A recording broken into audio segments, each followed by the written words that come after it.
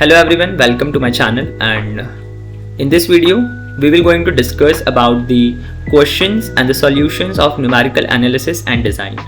So let's get started. So the first question is, write an algorithm to accomplish the task for polynomial px given in the following table. So here we have to write an algorithm, okay? For what? For the polynomial px which is given here. First read the question carefully, okay? Here we can see evaluating the polynomial px. Now this is what we have to see here. Here the question is evaluating the polynomial px brute force technique, okay? Now we will going to evaluate the px, which is this, from the brute force technique, iterative approach, we can say that, okay? Now here is the solution also for that, and here it is. I'm going to explain what is this in 3 steps. So this is what we are doing here is this algorithm calculates. Now this algorithm is calculating the value of polynomial for given value of x by adding up each term of the polynomial one by one using a loop, okay? First, here we can see the initialize the sum variable s to 0 for each term polynomial from the highest to lowest degree. A. Compute the value of the terms by multiplying the coefficient with x raised to the degree of the term. Add the computed value to the sum variable s. Return the values of s as the values of the polynomial px. Now here see what it's saying is, now it starts with the highest degree terms and calculates its value by multiplying its coefficient with x raised to the degree of the term, okay? Then it adds its value of the sum variable. It repeats this process for each term of the polynomial until it reaches the lowest degree term. Finally, it returns the sum as the value of the polynomial, okay? Now the same thing we will going to do with px. We will going to algorithm for evaluating the polynomial px using the recursion relation, okay? सो इस table के हिसाब से चलेंगे. हमने सबसे पहले brute force technique से देखा यहाँ पे एल्गोरिथम, और उसके बाद में हम देखेंगे रिकरेंस रिलेशन से, ओके, रिकर्सिव अप्रोच से, ठीक है. So let's go to it. Now here what we did is, if the degree of the polynomial is 0, return the value of the constant term a 0, otherwise compute the value of px recursive by a, computing the value of the polynomial degree of n minus 1 by calling the function recursively with the polynomial of a degree n minus 1 argument, computing the value of the current term by multiplying the coefficient with x raised to the degree of the term, adding the computed value of to the polynomial of the degree n minus 1, okay, and then the third last, return the value of the polynomial px. Now what is happening here is, here algorithm for evaluating the polynomial px using recursion relation. What is happening, this algorithm calculates, okay, this algorithm what will do, this algorithm will calculate the value of polynomial for given value of x by recursively calling the function with the polynomial of a lower degree until it reaches the lowest degree term, okay. Now it starts by checking the degree. If the degree of the polynomial is 0, if it is, it returns the value of the constant term, okay. Otherwise it computes the value of the polynomial of degree n minus 1 by calling the function recursively. Then it computes the value of the current term by multiplying the coefficient with x raised to the degree of the term and adding it to the polynomial of the degree n minus 1. Finally it returns the value of the polynomial, okay. So this whole thing is happening, whatever I just said, this whole thing is happening in this algorithm. Now let's see, divide polynomial by x minus r, okay. So it is divide polynomial by x minus r. So we will going to see the both brute force technique also and recurrence relation, that is recursive approach also. So here is the algorithm for the dividing polynomial px by x minus r, okay. So this says what, initialize the quotient polynomial q and remain r to 0. Second, it says for each term of the polynomial from highest to lowest degree, Here also A, compute the value, the current term of the quotient by dividing the coefficient by x minus r. Add the computed value to the quotient polynomial q. Okay, compute the value of the current term of the remainder by multiplying the quotient of the current term with x minus r. The current term with x minus r, subtract the computed values from the current term of the polynomial, add the computed value to the remainder polynomial r, okay, and return the quotient q and remainder r. Now what does it say? This whole algorithm, what says? It says that this algorithm divides a polynomial by x minus r and returns the quotient and remainder. Okay, it starts by initializing the quotient and remainder to 0. Then it computes the value of the current term of the quotient by dividing the coefficient by x minus r, right? It adds this value to the quotient polynomial. Next, it computes the value of the current term of the remainder by multiplying the quotient of the current term with x minus r. Okay, then subtracting it from current term of the polynomial and adding it to the remainder polynomial. It repeats this process. It repeats, okay, it will going to repeat this process also, and this it repeats this process for each term of the polynomial until it reaches the lowest degree term. Okay, finally it returns the quotient and remainder. As it's shown, finally it return the quotient and the remainder. Now we will going to see the dividing polynomial by x minus r by recursive relation. So here is the algorithm for it. Initialize the derivative polynomial d to 0 for each term of the polynomial from highest to lowest degree. Compute the value of the derivative of the current term by multiplying the coefficient with the degree of the term and subtracting 1 from the degree. Add the computed value to the derivative polynomial d, okay, polynomial d. Return the derivative polynomial. Now what this algorithm is saying is, the algorithm computes the derivative of a polynomial, which is another polynomial that represents the slope of the original polynomial. It starts by initializing the derivative polynomial to 0. Then it computes the value of the derivative of the current term by multiplying the coefficient with the degree of the term and subtracting 1 from the degree.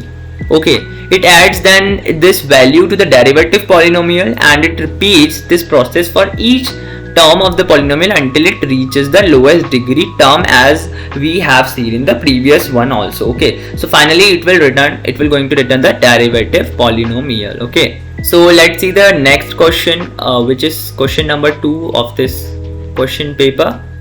Now what is the question 2 says? Write algorithm flowchart of following task and complete table. So we have to complete this table, right? So हम लोग इसमें कैसे चलेंगे? Subtraction लेंगे, ठीक है, and data 1 complete करेंगे subtraction का, फिर डाटा 2 कंप्लीट करेंगे सब्ट्रैक्शन का. Okay, then we will move towards the application.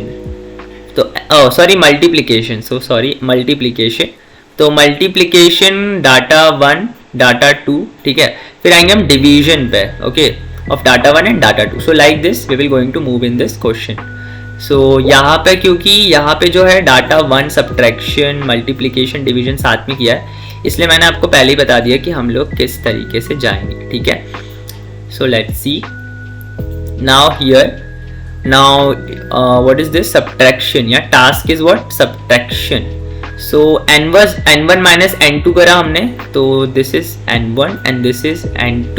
Okay, here it is, this is n1 and this is n2, right. तो n1 n2, तो हम इसको माइनस कर देंगे, तो आंसर क्या आएगा हमारे पास? ये आएगा. Okay, this are very small numbers.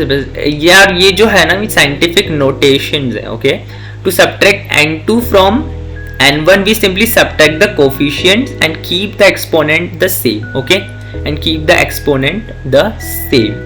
Now the result we have already here. Okay, so this is still very small number in scientific notation. Okay, that is the point. And now in data 2 we can see here subtraction n1 minus n2. Here the answer will be 2.8. okay,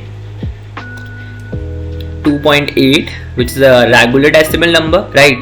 And here the large number represent in scientific notation, okay? N1 and N2 are here. Yeah, here the N1 and N2 are representing the large number notation, okay? Large number represent the scientific notation. To subtract N2 from N1, we simply subtract the coefficient and keep the exponent the same, okay? Now there are only data 1, data 2, division. Okay, so subtraction का हमने data 1 और data 2 देख लिया है, ठीक है? हमारा answers आ गए हैं इसमें. Now we are moving towards the multiplication. So हमारे पास अब टास्क आ गया है मल्टीप्लिकेशन, ओके? सो यहाँ पे हम मल्टीप्लिकेशन में जाएंगे. So let's change the colour.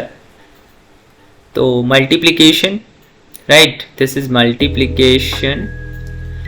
Now multiplication में डाटा 1 में क्या हो रहा है? N1 is a very large number and N2 is a small number, right? Represented in scientific notation. This is multiplication, guys. This is not the division, okay? This is multiplication. So yeah, the answer will be 2.5E100, okay? Which is the very large number in scientific notation, okay? Very large number in scientific notation it is, okay? Now for the data 2 में जो multiplication है हमारा, ये देखो इसका answer आया हमारा 9.000006 E - 6, okay? तो इसका जो मल्टीप्लिकेशन आया है ये, and N1 and N2 are both numbers, या वही साइंटिफिक नोटेशन वगैरह. और okay, so this is the small number. This is the small number scientific notation, by the way, okay? And it is the large number scientific notation. Yeah. तो अब हम लोग जा रहे हैं टास्क डिवीजन की तरफ, okay? So let's change the color. So division. तो डिवीजन की तरफ जा रहे हैं हम लोग. इधर डिवीजन हो रहा है डाटा 1 और डाटा 2 का देखेंगे. So division in data 1 is what? देखो, division in data 1. In data 1, N1 is a larger number, yeah, we know, and the N2 is a very small number represented in scientific notation. N1 is larger, N2 is smaller number, okay? Now, to divide N1 by N2, we simply divide the coefficient and subtract the exponent, okay? However, since N2 is so close to 0, the result is effectively infinite, and we consider it to be 0, right? So yeah, with the extremely large and efficiently infinite, hence we consider it to be 0, okay? So it is written that only here that we will consider it to be 0, okay? Why we have considered it to be 0? The result effectively infinite, okay? Because the result is effectively infinite. Now in data 2, now I come towards the data 2. Now data 2 is also showing us 0. Why? Let's have the point. Let me explain this. So in division in data 2, what it is, now N1 and N2 both numbers represent scientific notation, we know that already. To divide N1 by N2, we simply divide the coefficient and subtract the components, okay? However, since N2 is so large, here the N2 is so large, the result is effectively 0 and we consider it to be 0. So here it is large, the N2 is very large, so the result is very effectively 0, okay? Now here are some notes, you know. Now what does this say? This note just mean that in scientific notation, you know, the coefficient represents the significant figure and the exponent represents the power of the 10, right, by which the number is multiplied. When performing calculation with numbers and the scientific notation, it is important to keep track of the significant figure, okay, and around of the final answer to appropriate numbers and the significant figures, okay? So that is the note written here. So we have solved this second question also, right? Now coming towards the third question. So the third question says verify associative law and distributive law of arithmetic with fitting 4 mantissa digits and provide correct answer if no number is truncated, okay? So first of all, what the associative law says that if you have three numbers a, b and c, okay, the order in which you add or subtract them doesn't matter, okay. In other words, a plus b plus c, okay, like a plus b plus c. Let me write here, if I can write a, no I can't write, a plus b in the bracket, yeah I can, a plus b plus c, okay,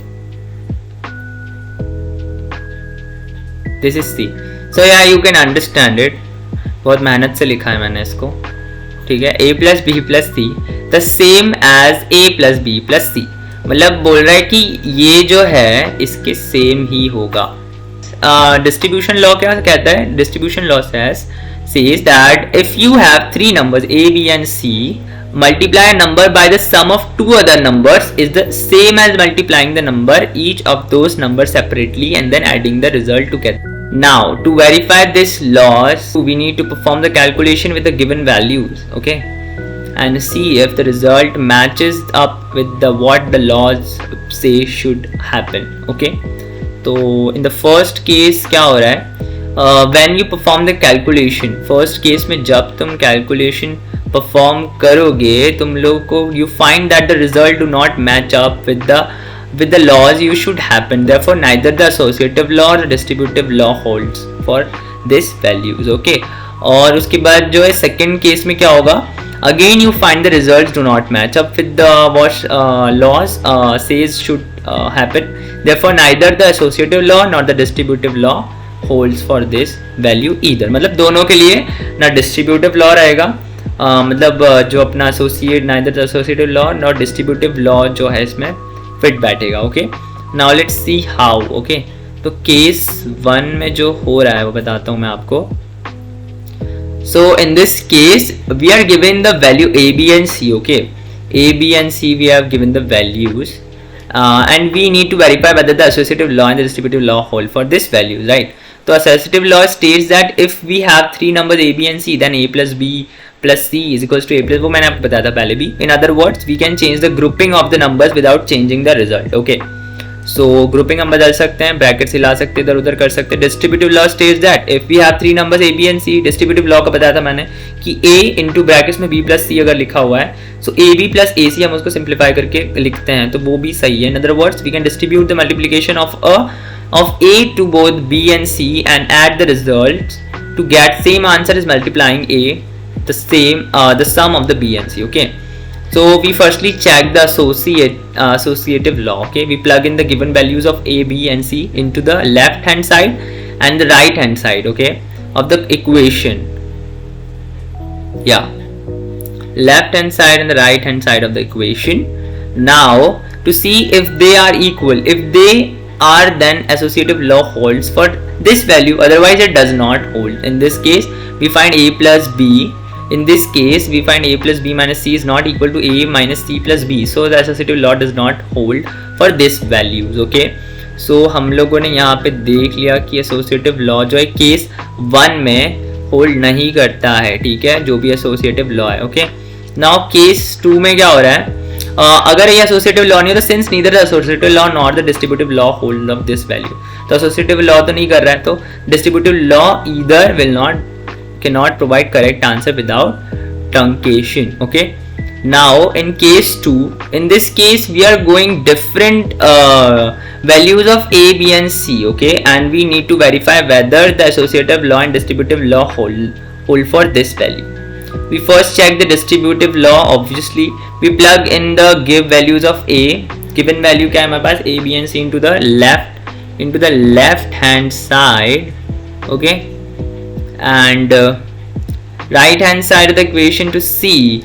और उसके बाद में if they are then the distributive law holds for each values, otherwise it does not hold in this case, okay. We find that the a b minus c is not equal to a b minus a c, so the distributive law does not hold for this values, okay. distributive law hold नहीं कर रहा है. Next we check the associative law. We plug in the given values of A, B, and similarly we will going to do it as we done in the before question, the associative law, okay, into the left hand side and the right hand side of the equation to see if they are equal. If they are, then the associative law holds for this values, otherwise it does not. In this case, इस case में क्या हो रहा है, इस case में क्या हो रहा है, जो अपना we find the A into B and outside C, like both A B C are multiplying with the brackets in A, brackets के अंदर A B है, okay. So here is not equal to A B C, okay, it's not equal at all. So the associative law does not holds for this value, okay. तो दोनों cases में क्या हो रहा है, ना तो अपना वो ना तो डिस्ट्रीब्यूटिव लॉ होल्ड कर पा रहा है वैल्यू, ठीक है, और ना ही अपना एसोसिएटिव लॉ, ठीक है. करेक्ट आंसर नहीं मिल रहा है इससे, okay. Now the question 4 is true and false, okay. So true and false, question 4 है हमारा ट्रू एंड फॉल्स. तो फर्स्ट वाला क्या, minimize the number of arithmetic operation whenever possible. So the first question is true. Why? Minimizing the number of arithmetic operation reduces the chances of numerical errors and also improve the efficiency of the algorithm, okay. Second question is, avoid taking the difference of two nearly equal numbers whenever possible by alternate formulation of number problem. If it cannot be avoided, then take the difference before doing the operation. Yeah, it is also true. Subtracting two nearly equal, why? Because subtracting two nearly equal numbers can lead to significant loss of precision, and hence it's better to reformulate the problem to avoid such situations. If it cannot be avoided, then taking the difference before other operations can reduce the loss of precision, okay. Now what is the third one? Adding or subtracting numbers, start with the smallest number and work with number in ascending order, okay. So the third one is also true. Starting with the smallest numbers while adding or subtracting reduces the chances of numerical errors due to rounding, okay. Now what about fourth? Do not formulate an algorithm which tests whether a floating point number equals 0. So fourth is also true. Testing whether a floating point number equals 0 is not a good practice because of the limited precisions, okay. Limited precision of floating point numbers. Instead, we should use the tolerance value to check whether the number is close to 0, okay, or not. So yeah, fifth is conditioning the problems is normally due to the improper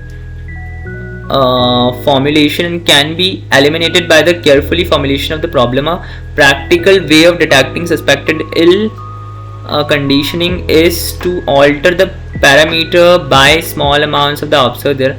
So it says it is true, okay. Fifth question is also true. Third, conditioned problem can lead to inaccurate results, okay, and reformulating the problems can improve the accuracy, okay. Altering parameters by small amounts can help us to understand the sensitivity of the solutions to the parameters, okay. What about the sixth question? After the numerical algorithm is obtained, check if it can lead to numerical instability. In such algorithms, errors grow in each steps by calculation. In such case, reformulate the solution procedure to get the stable numerical algorithm. Yeah, it's also correct, true, okay, it's true.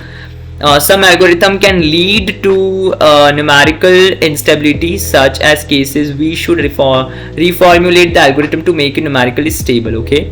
Second is, if severe rounding